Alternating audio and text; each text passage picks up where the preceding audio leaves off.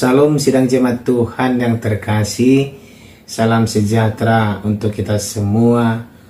Bersyukur atas kasih Tuhan, atas anugerah Tuhan, kemurahan Tuhan, pertolongan Tuhan yang kita rasakan hingga saat ini.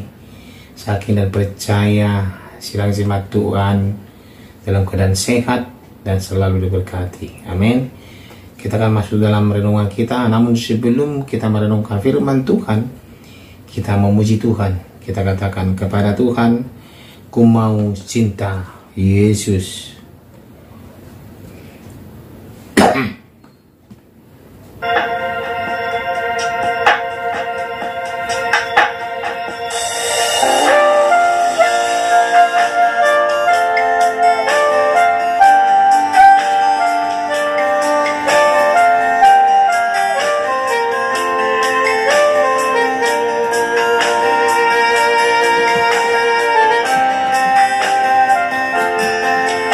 Ku mau cinta Yesus selamanya.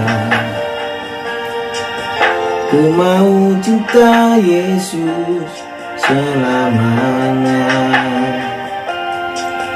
Meskipun badai silih berganti dalam hidupku, ku tetap cinta Yesus selamanya.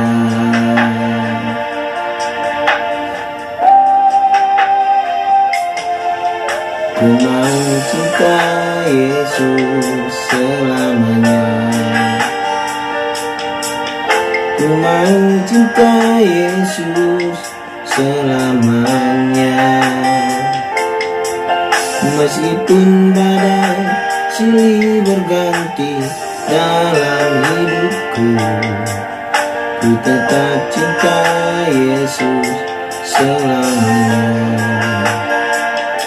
Ya Allah Bapa, ini aku anakmu, layakkanlah seluruh hidupku. Ya Allah Bapa, ini aku anakmu, pakailah sesuai dengan rencanamu.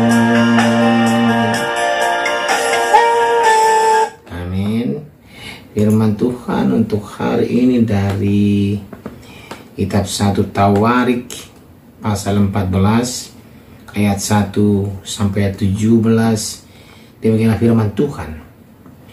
Hiram raja negeri Tirus mengirim utusan kepada Daud dan kayu aras, tukang-tukang batu dan tukang-tukang kayu untuk mendirikan sebuah istana baginya.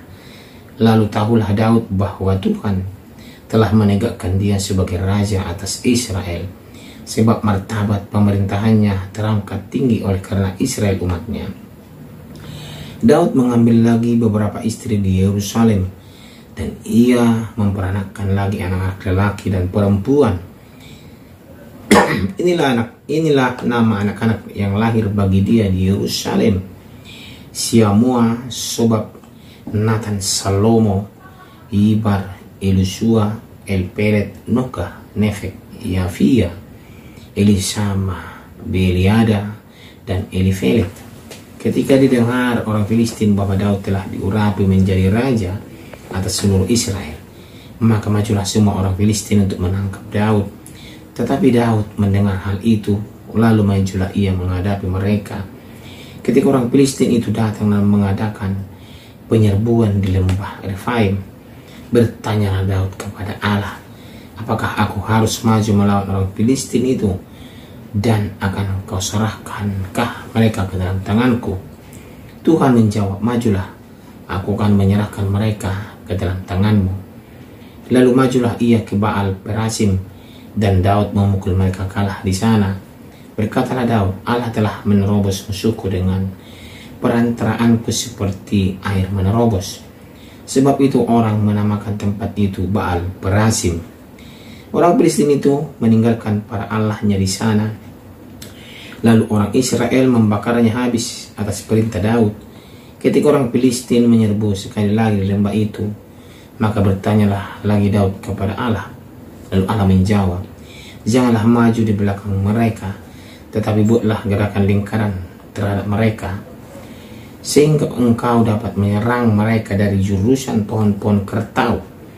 Dan bila engkau mendengar bunyi derap langkah di puncak pohon-pohon kertau itu, maka haruslah engkau keluar bertempur, sebab Allah telah keluar berperang di depanmu untuk memukul kalah tentara Filistin. Dan Daud berbuat seperti yang diperintahkan Allah kepadanya, maka mereka memukul kalah tentara orang Filistin, mulai dari Gibeon sampai Gezer. Lalu termasyurlah nama Daud di segala negeri, dan Tuhan mendatangkan rasa takut kepadanya atas segala bangsa. Demikian pembacaan firman Tuhan. Tema kita pada hari ini adalah meminta petunjuk Allah. Saudara jemaat Tuhan yang terkasih, Abraham Lincoln, Presiden Amerika Serikat yang ke-16, pernah berkata demikian, semua orang bisa tahan dengan kesengsaraan, tetapi bila kau ingin mengetahui karakter seseorang, berilah dia kekuasaan. Artinya di sana, jika kita ingin melihat sifat yang sebenarnya seseorang itu, berikan dia suatu jabatan atau kekuasaan, maka kita akan melihat bagaimana karakternya. Saudara jemaat Tuhan, ketika Daud menjadi raja, namanya menjadi makin tersohor, termasyur, dan terkenal. Ia berhasil membangun kerjasama dengan kerajaan-kerajaan lain, membangun keluarga yang besar, dan bahkan mengalahkan musuh-musuhnya, terutama bangsa Filistin yang selalu mengusik ketenangan daripada Daud dan kerajaan Israel. Seperti pernyataan Abraham Lincoln di atas, karakter Daud memang diuji saat ia menjadi raja. Ternyata Daud tergoda untuk memanfaatkan kekuasaan yang ia miliki ketika ia membangun keluarga di Yerusalem. Hal itu tampak ketika ia mengambil Batsheba menjadi istrinya.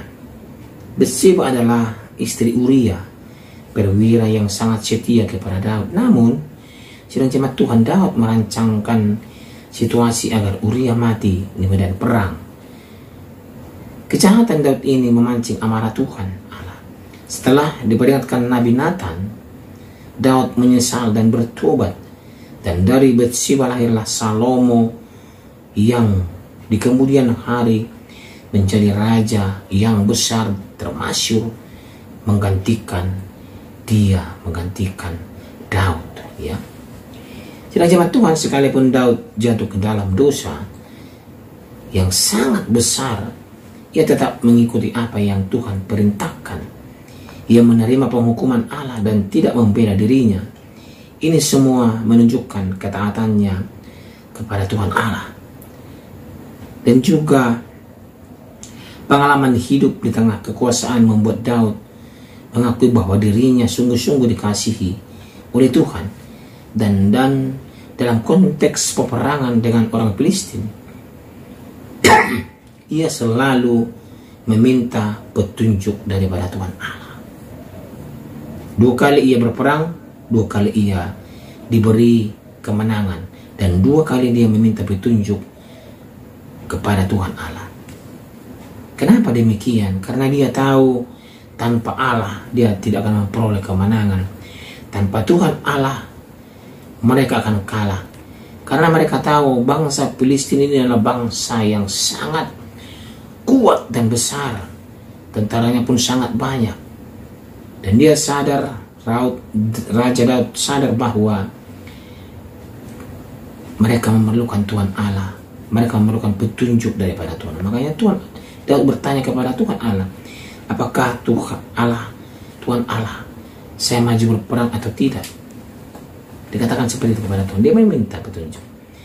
Jadi ketaatan kepada Tuhan dapat dilihat dari seberapa bergantungannya kita kepada Tuhan. Apakah kita meminta petunjuknya dalam langkah hidup kita atau tidak? Kita pasti pernah salah mengambil pilihan dan menyesal. Bisa diperkirakan Saat kita lalai atau gagal, kita tidak meminta petunjuk Tuhan dalam perkara yang kita hadapi itu. Sidang jemaat Tuhan, setinggi apapun posisi atau status kita, kita tetaplah manusia yang tidak sempurna, tidak maha kuasa, dan bisa terjatuh. Tetaplah jadikan dalam situasi itu, tetaplah jadikan Tuhan pemimpin kita yang tertinggi, dan kita selalu minta petunjuk Tuhan setiap kehidupan kita. Terkadang ini yang kita lalaikan, sidang jemaat Tuhan.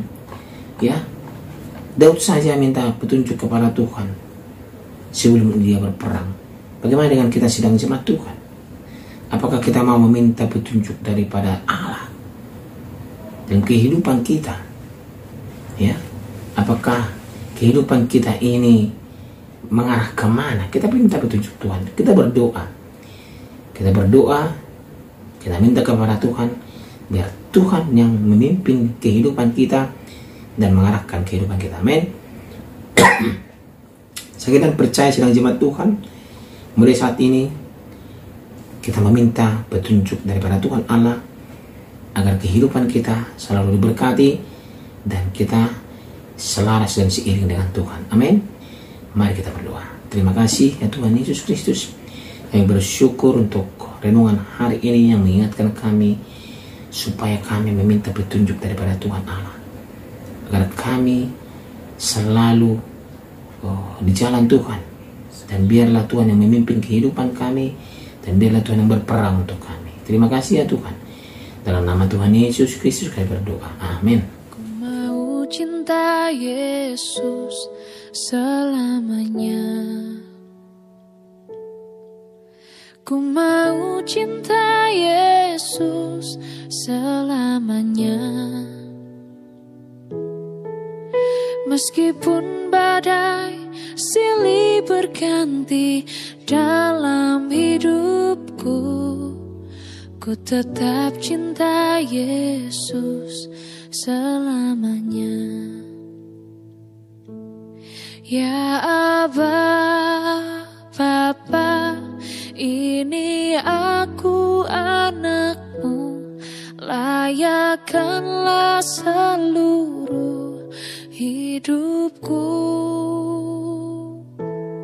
Ya Aba, Bapa, ini aku anakmu, pakailah sesuai dengan rencanamu.